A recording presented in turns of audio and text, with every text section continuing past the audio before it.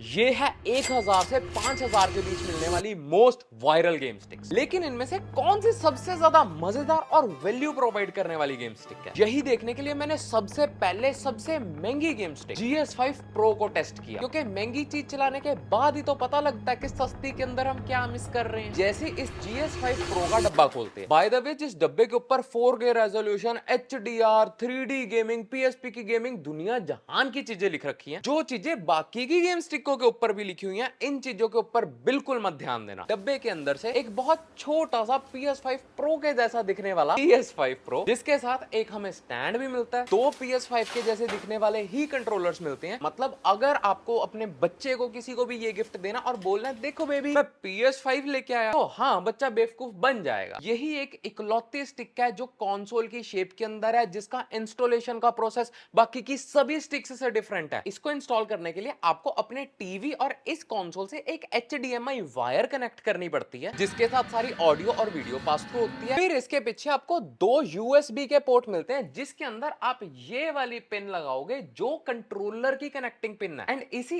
एक पिन के साथ ही डब्बे में से निकलने वाले दोनों के दोनों कंट्रोलर्स कनेक्ट हो जाते हैं। फिर क्वेश्चन मार्क है, अगर दोनों के दोनों कंट्रोलर इसी पिन से कनेक्ट हो जाते हैं तो दूसरी USB का क्या काम है। इसके अंदर अगर आपको कोई तीसरा चौथा कंट्रोलर भी लगाना है, वो भी आप कनेक्ट करके 3 प्लेयर 4 प्लेयर भी इकट्ठे गेम्स खेल सकते हो। उसके बाद बची ये USB की पोर्ट, जो एक DC पोर्ट है, जिससे इस डिवाइस को पावर सप्लाई मिलेगी, क्योंकि इस पावर सप्लाई के बिना ये ऑन नहीं होगा। जो पावर सप्लाई देने के लिए डब्बे में से आपको एक C टाइप जो इसके अंदर लगेगी, तो USB की वायर मिलती है। उस USB को या तो अपने टीवी में लगाओ अगर कंसोल पास में रखा हुआ है जहां से इसको करंट मिलेगा, या फिर उस USB को किसी भी अडेप्टर में लगा के पावर सप्लाई दे दो, एंड जस्ट ऐसे ही इसका इंस्टॉलेशन का काम डन हो गया। और ये चीज पड़ी हुई भी बहुत सुंदर लगती है। अब पावर सप्लाई देके जब ऑन कर ही लिया है, मैं इसका UI एक्सपीरियंस भी बता दूं, जिसके साथ का एक्सपीरियंस आपको आगे भी कई गेम स्टिक्स के अंदर मिलेगा, लेकिन सभी का एक्सपीरियंस काफी डिफरेंट है। आगे आगे देखो पता लग जाएगा। इसके अंदर सभी की सभी गेम्स अलग अलग कंसोल के नाम के ऊपर डिवाइडेड है। जब भी आप किसी भी कंसोल के ऊपर जाते हो तो उसकी फेमस गेम का थीम म्यूजिक बजने लग जाता है और वॉलपेपर चेंज हो जाता है। लेकिन ये वाला जो सॉफ्टवेयर है ArcOS नाम का, जो इस GS5 Pro के अंदर है, ओवरऑल काफी हैवी हो जाता है कंसोल के लिए। लेकिन इसके मेन्यू के अंदर मैंने बहुत तेज गेम्स चेंज करके देखी, कंसोल रन करके देखी, गेम को ऑन करके देखा, ऑफ करके देखा, सारा कुछ करके देखा, ये क्रैश और लैग नहीं होता। अभी तक तो ये GS5 Pro काफी अच्छा चल रहा है भाई। अच्छी इसके अंदर लोग कहते हैं एक और चीज है कि इसके अंदर 20 से 30 हजार गेम्स की सपोर्ट मिलती है। तो अगर मैं थियोरेटिकली ऑन पेपर बात करूं तो डेफिनेटली 20 से 30 हजार गेम्स मिलती है, पर इन रियल वो 20 से 30 हजार गेम्स की सिचुएशन कुछ ऐसी है। इसमें आधी गेम्स तो ऐसी हैं जो कि आई डोंट थिंक आप खेलने वाले हो। फिर बीच में कुछ गेम्स लैगी गेम्स भी हैं जो सही से इंस्टॉल्ड ही नहीं है, तो जब आप उनको ओपन करते हो वो एक बहुत ग्लिची सी साउंड प्रोड्यूस करने लग जाता है, जिस वजह से वो वाली गेम्स भी टर्मिनेट हो जाती हैं। जैसे अब ये गेम इतनी अजीब आवाज कर रही है क्योंकि ये गेम सही से इंस्टॉल नहीं हुई इस डिवाइस के अंदर। फिर आधे से ज्यादा गेम्स रिपीट होती हैं, देखना।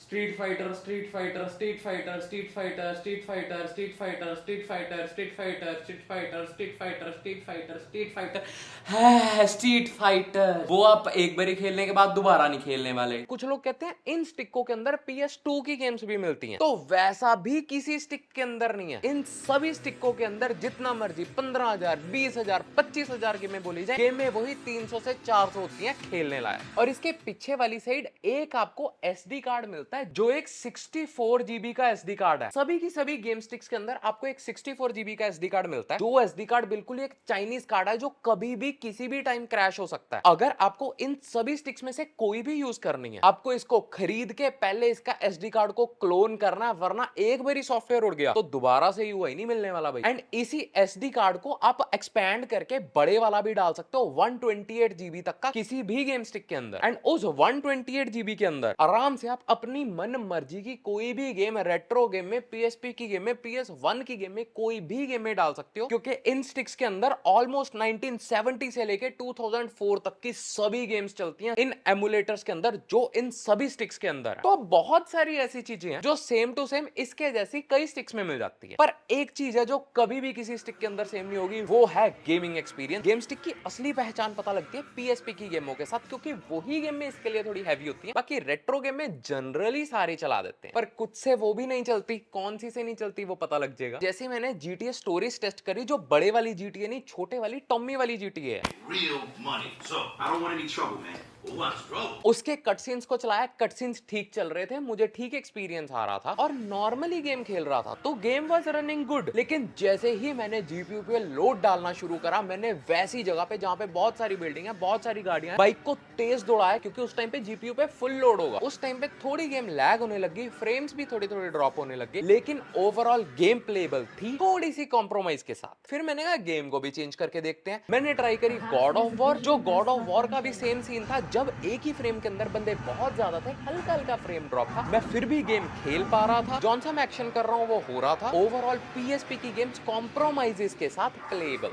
लेकिन ये तो एक 4K HDR वाला कंसोल नहीं था, तो ये क्या है? इस वाले डिवाइस में कहां से 4K गेमिंग चल रही है? एंड ये हमारा सबसे एक्सपेंसिव कंसोल है, तो अगर इसके अंदर भी 4K HDR ये वाली सारी चीजें नहीं चल रही, तो बाकी की स्टिकों में क्या ही चलेंगी? ये सब फालतू में एमी प्रिंट छपे हुए हैं, 4K HDR ये वो कुछ नहीं है, नॉर्मल गेम्स है। अगर आप बड़ी स्क्रीन पे चलाओगे, हल्की हल्की पिक्सलेशन भी होगी, पिक्सल भी फटेंगे। लेट्स बी रियल, ये आज से 20-20 30-30 साल पुरानी गेम में जस्ट इनकी वाइब एंजॉय करो, दैट्स इट। इसी वजह से मैंने इसके अंदर जब रेट्रो गेम्स खेली, games was running very good, कोई लैग नहीं था, कोई जिटर नहीं था, काफी विविड स्क्रीन थी, जब भी मैं एक्शन कर रहा हूं तभी हो रहा है। लेकिन उनके अंदर आती है छोटी सी प्रॉब्लम, जो प्रॉब्लम सभी स्टिक्स के अंदर कॉमन है, कि रेट्रो गेम्स के अंदर कभी भी आप जॉयस्टिक से कंट्रोल ही नहीं कर पाओगे, क्योंकि उन गेम्स के अंदर सिर्फ कंट्रोल्स रजिस्टर्ड है, ऊपर नीचे और लेफ्ट राइट। लेकिन जॉयस्टिक में अक्सर हमारा टेढ़ा हो जाता है, तो जब हम इस तरफ को डायरेक्शन कर देते हैं, हमारा कंट्रोल मिस मार जाता है और बंदे पे फुल कंट्रोल नहीं फील होता। तो इसी वजह से एट द एंड आप खेलोगे रेट्रो गेम्स इस डी पैड से ही, एंड उन गेम्स के अंदर ये पीछे वाले कंट्रोल्स भी नहीं होते थे। इसीलिए किसी भी स्टिक को ये सोच के मत ले लेना कि इसका तो PS5 जैसा दिखने वाला कंट्रोलर है, क्योंकि उसके जैसा दिखने के लिए PS5 जैसी गेम में भी होनी चाहिए भाई। ओवरऑल GS5 Pro के अंदर रेट्रो गेम में बढ़िया चल रही थी, PSP की गेम में थोड़ी सी कॉम्प्रोमाइज के साथ चल रही थी, लेकिन ओवरऑल सारी की सारी गेमें चल रही थी और खेली जा सकती थी। इसीलिए मैंने ट्राई की इससे सस्ती गेम स्टिक GD90, जो कि रियली में एक स्टिक की शेप में है, जो अभी तक की सबसे हैवी और सबसे प्रीमियम बिल्ड की गेम स्टिक है। एंड इसके साथ भी दो PS5 के जैसे दिखने वाले कंट्रोलर्स मिलते हैं, जो controller same to same GS5 Pro में भी मिले। इसको इंस्टॉल करने का सिस्टम GS5 से थोड़ा सा डिफरेंट है। जैसे उसके अंदर हमें एक HDMI केबल की जरूरत थी, लेकिन इसके अंदर तो खुद में ही HDMI है, तो इसको डायरेक्टली अपने टीवी के साथ पिन कर दो। पर अगर आपके टीवी के पीछे जगह नहीं है पिन करने की, तो डब्बे के अंदर से एक आपको HDMI एक्सटेंडर भी मिलता है, जिसको एक्सटेंड करके आप टीवी से कनेक्ट कर सकते हो। उसकी बाद वाली सारी चीजें बिल्कुल ही सेम है। पावर सॉकेट का पोर्ट मिलता है, जिससे इस स्टिक को पावर सप्लाई मिल जाएगी। इस स्टिक के अंदर भी आपको दो USB के सॉकेट मिलते हैं, एक के थ्रू आपके दोनों कंट्रोलर्स कनेक्ट हो जाएंगे एंड दूसरा फ्री रह जाएगा अगर आपको कोई भी और एक्सटर्नल कंट्रोलर्स कनेक्ट करने हैं तो। फिर इसको ऑन करने के बाद आया इसका UI एक्सपीरियंस, जो कि GS5 से बिल्कुल ही डिफरेंट है। इस स्टिक के अंदर अपना एक कस्टम मेड UI है, जो इसी गेम स्टिक के नाम के ऊपर है। इसके UI में एनिमेशंस भी कम है, जब आप दूसरे कंसोल पे जाते हो ना ही थीम म्यूजिक चेंज होती है, मतलब ओवरऑल रिच एक्सपीरियंस कम है। लेकिन जैसे ही मैंने लोड देना शुरू करा, तो मुझे पता लगा कि बहुत केपेबल और बहुत स्ट्रॉन्ग, बहुत ही स्पीडी UI बनाया इन फालतू की एनिमेशंस को कम करके। ओवरऑल ये प्रैक्टिकल ज्यादा और फैंसी कम है, पर मुझे वो फैंसीनेस ना अच्छी लगती है। जब भी किसी कंसोल पे जाओ, म्यूजिक चेंज, वॉलपेपर चेंज, वो बहुत ही इनक्रेडिबल और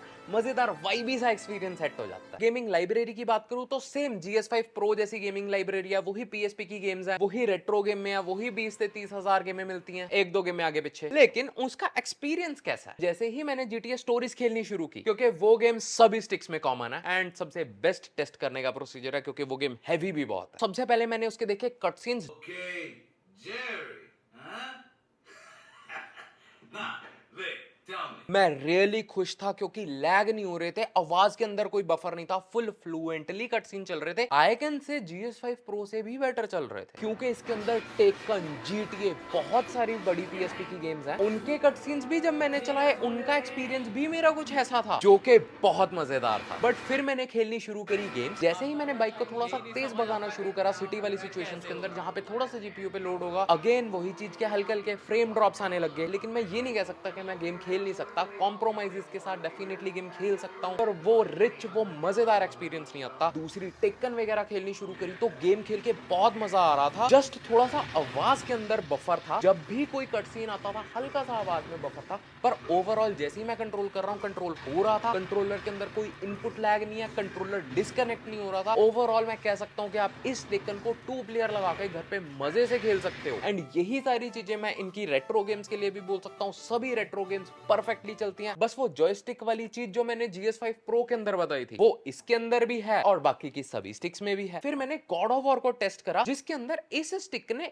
AI के थ्रू थोड़ा सा ग्राफिक्स को ना डाउनग्रेड कर रखा है, जिसके साथ अच्छी परफॉर्मेंस निकालने की कोशिश की हुई है। लेकिन जब बहुत ज्यादा बंदे फ्रेम के अंदर आते हैं तो हल्का हल्का जिटर और लैग आता है, पर ओवरऑल एक्सपीरियंस डिसेंट बोलूंगा। जैसा GTA स्टोरीज का एक्सपीरियंस था, थोड़ा कॉम्प्रोमाइजेस के अंदर वैसा ही था, लेकिन पैसों के अंदर GS5 Pro पड़ता है 5000 का, ये स्टिक पड़ती है 3000 की, पर एक्सपीरियंस इक्वल देती है। अब अगर पैसों की बात हो रही हो तो 3000 में सेम इसका कॉम्पिटिटर एक GS5 मिनी भी आती है, उसका क्या सीन है, क्या वो इनसे बेटर है? तो अब उसके डब्बे के अंदर से निकलती है एक गेम स्टिक। ये स्टिक पैसों में चाहे GD30 के बराबर हो, लेकिन इसकी बिल्ड GD30 से थोड़ी हल्की फील होती है। और निकलते हैं 2 ही कंट्रोलर, लेकिन वो कंट्रोलर PS5 की शेप के नहीं, PS4 की शेप के साथ के हैं। बिल्कुल same size, same gripping, same cavity, everything same, बस वेट का फर्क है, वो हल्के हैं PS4 के कंट्रोलर से। और इसका इंस्टॉलेशन का प्रोसेस भी बिल्कुल सेम है। इस HDMI को टीवी में लगाओ, यहाँ C टाइप से इसको पावर सप्लाई मिल जाती है और इस USB के थ्रू कंट्रोलर कनेक्ट हो जाते हैं। लेकिन इसके अंदर अब एलिमिनेट हो गया है एक USB का पोर्ट, तो इसके साथ के 2 कंट्रोलर्स मिलते हैं, सिर्फ वो ही कनेक्ट हो सकते हैं। आप कोई एक्सटर्नल कंट्रोलर नहीं कनेक्ट कर सकते इसके साथ। इस स्टिक के साथ भी आपको एक 64 GB का कार्ड ही मिलता है, जिस कार्ड को आप अपग्रेड कर सकते हो अगर आपको और या डिफरेंट गेम में चाहिए, क्योंकि इस स्टिक के अंदर भी वही 15 से 20 हजार गेम्स मिलती हैं, जिसके अंदर से 300-400 मजेदार वाली हैं। और इसके UI का एक्सपीरियंस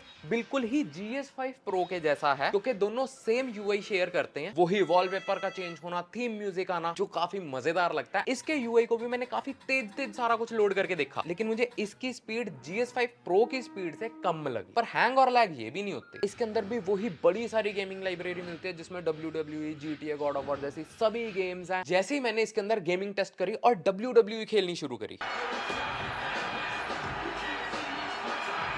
कट सीन्स बहुत मजेदार चल रहे थे, वो फुल जॉन सीना की वाइब आ रही थी। एंड जैसे मैंने कंट्रोल करना शुरू किया तो मुझे बंदे के ऊपर कंट्रोल फील हो रहा था, मैं उसको कंट्रोल कर पा रहा था। जब भी मैं बटन दबा रहा था एक्शन हो रहा था, कोई इनपुट नहीं था, जिटर नहीं था, लैग नहीं था, एक्सपीरियंस वाज गुड। जैसे ही मैंने GTA स्टोरीज खेलनी शुरू करी, सिटी वाली जगह में फुल स्पीड पे भगाया और GPU पे लोड दिया, हल्का हल्का जिटर तो हो रहा था, पर मैं ये नहीं कह सकता कि मुझे बिल्कुल ही कंट्रोल नहीं फील हो रहा। हाँ, परफॉर्मेंस GD30 जैसी आइडेंटिकली थी, लेकिन मुझे परफॉर्मेंस के अंदर वो हल्की सी एज लगी इस स्टिक के अंदर पिछले वाली GD30 से। बाकी रेट्रो गेम्स इसके अंदर भी बढ़िया चल रही थी, जैसी पिछले वाली दोनों स्टिक्स में चल रही थी। फिर मैंने कहा इससे अगली 2200 की M22 गेम स्टिक टेस्ट करते हैं। लेकिन उससे पहले स्पेशल थैंक्स टू मनीष भैया, जिन्होंने मुझे ये प्रोडक्ट भेजा। उनका एक अपना गेमिंग स्टोर और यूट्यूब चैनल भी है फिक्सिट नाम का, जहां पे वो प्लेस्टेशन, निंटेंडो, एक्सबॉक्स, उनकी गेमों की सीडियां, स्टीयरिंग व्हील, दुनिया जहान की ब्रांड न्यू और सेकंड हैंड चीजों में डील करते हैं। आप उनसे कंसोल खरीदने की और बेचने की बात कर सकते हो। यहाँ पे मैं कंटिन्यू करता हूँ। जिसके डब्बे के अंदर से भी एक गेम स्टिक और 2 कंट्रोलर निकले। जो कंट्रोलर GD30 और GS5 Pro जैसे बिल्कुल सेम कंट्रोलर, PS5 के जैसे दिखने वाले कंट्रोलर थे। मतलब ओवरऑल इन्हीं कंट्रोलरों का ट्रेंड चल रहा है PS5 के कंट्रोलरों को कॉपी करने के लिए। और ये सबसे ज्यादा फेमस गेम स्टिक है, क्योंकि 2200 में आपको वही same to same gaming library मिल जाती है, सेम टू सेम वैसे ही कनेक्ट हो जाती है, वही 64 GB का मेमोरी कार्ड मिलता है, एंड सारा कुछ बिल्कुल ही आइडेंटिकल जैसा सबसे महंगे वाली स्टिकों के अंदर मिलता है। तो लोग बड़ी वाली को ले ही क्यों रहे हैं, इसको क्यों नहीं लेते? मैं बताता हूँ। सबसे पहले मैंने खेली GTA स्टोरीज। जो भी इसका कट सीन शुरू हुआ, ये क्या, वो तो शुरू होते ही लैग हो गया। और ये तो बड़े वाली वाई सिटी भी नहीं है, छोटे वाली वाई सिटी है, वाई सिटी स्टोरीज, वो भी हैंग हो रही है। जिसके बाद मेरा कंट्रोलर ही पूरे का पूरा काम नहीं कर रहा था, मुझे पीछे से इसकी USB वाली पावर सॉकेट को निकाल के दोबारा डालना पड़ा और इस पूरी की पूरी स्टिक को रीसेट करना पड़ा। फिर मैंने कहा कि चलो कोई बात नहीं, ग्लिच होगा। लेकिन वही चीज गॉड ऑफ वॉर में भी आई। भाई इनपुट लैग, हद से ज्यादा इनपुट लैग। मैं एल दबा रहा हूँ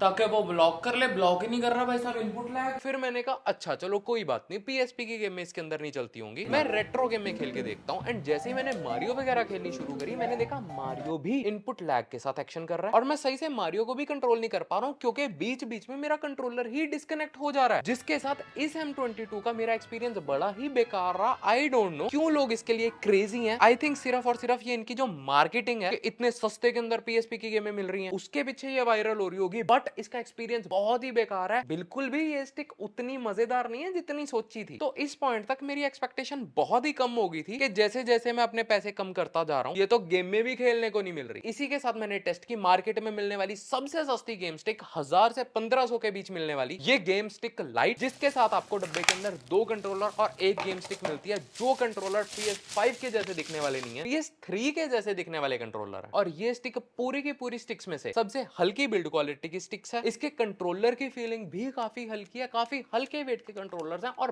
बटन्स की फीलिंग भी ओके ओके है, कोई खास नहीं है। इसको इंस्टॉल करने का प्रोसेस भी बिल्कुल सेम है, वही एक HDMI कनेक्ट करो, एक पावर सप्लाई दो और एक जगह से इसके कंट्रोलर्स कनेक्ट हो जाते हैं। फिर जैसे ही मैंने इसका UI टेस्ट करा, वो आइडेंटिकल है GD30 के साथ। जैसे उसके अंदर भी स्टिक के नाम का UI था, वैसा ही इस वाली स्टिक के अंदर है। ये UI काफी हल्का है, जिस वजह से बिल्कुल भी लैग और जिटर नहीं हो रहा। इस स्टिक के अंदर भी 20,000 के आसपास गेमें मिली हुई हैं कि मिलती हैं। PSP की गेम्स आपको नहीं मिलती है स्टिक के अंदर, बट आई थिंक जो कि ठीक भी है यार। पिछली इतनी स्टिक्स देख ली, किसी में भी इतने बढ़िया तरीके तो गेम में चल ही नहीं रही थी, तो इट इज बेटर कि रेट्रो गेम में खिला दे, पर सही से खिला तो दे सस्ते के अंदर। यही सोच के मैंने गेमें खेलनी शुरू करी एंड काफी अच्छी अच्छी रेट्रो गेम्स भी हैं इसके अंदर, जिनके अंदर फुल फ्लेजेड कट सीन्स भी चलते हैं। जो कट सीन्स ये स्टिक बहुत अच्छे से चला देता है। जब भी मैं एक्शन कर रहा था तभी हो रहा था, मेरा कंट्रोलर डिस्कनेक्ट नहीं हो रहा था, मैं LCD से 10 फीट दूर बैठ के गेम खेल रहा हूँ। इसमें एक थोड़ी हैवी गेम थी PS1 की टेकन 3, जिसको खेलने के बाद मेरा एक्सपीरियंस बस ओके। थोड़ी सी गेम स्लो चल रही थी लेकिन लैग नहीं हो रही थी। कह सकता हूँ कि आप 2 बंदे आराम से टेकन 3 को इकट्ठे खेल सकते हो। तो अब ओवरऑल स्टिक लेनी कौन सी चाहिए? 1000 वाली, 2000 वाली, 3000 वाली, 5000 वाली, कौन सी सबसे ज्यादा वैल्यू फॉर मनी स्टिक है? को सही से तो ये सारी sticks real retro games Mario वगैरह ही खिला पा रही है। PSP की गेम कोई भी स्टिक बहुत ही जबरदस्त तरीके से नहीं खिलाती। इसीलिए अगर तो आपको रेट्रो गेम्स ही खेलनी है तो 3-4 हजार 5,000 क्यों फुकने, 1000-1500 रुपए की सबसे सस्ते वाली स्टिक लो एंड मजे से रेट्रो गेमों को एंजॉय करो। पर अगर आपको है कि थोड़ा बहुत कॉम्प्रोमाइज के साथ ही सही, लेकिन मुझे PSP की गेमें खेलनी है भाई, तो आप GD30 या GS5 मिनी में से कोई एक स्टिक खरीद लो, क्योंकि M22 की परफॉर्मेंस बेकार है, वो 2500 वेस्ट होगा एंड GS5 Pro इतनी ही एक्सपेंसिव है। एक्सपीरियंस तो फिर बिल्कुल ही सेम मिलता है इन दोनों जैसे। अगर आपको अपने बच्चे को कहना है देखो मैं PS5 Pro लेके आया आपके लिए, और उसको बेवकूफ बनाना है क्योंकि वो जिद कर रहा है, उस कंडीशन में तो आपके पास कोई ऑप्शन ही नहीं है। सबसे महंगी वाली GS5 Pro खरीद दो और अपने बच्चे को खुश करो, क्योंकि बंदा गेम में खेलता ही खुश होने के लिए, और अगर दिल खुश ही ना हो तो फायदा क्या है।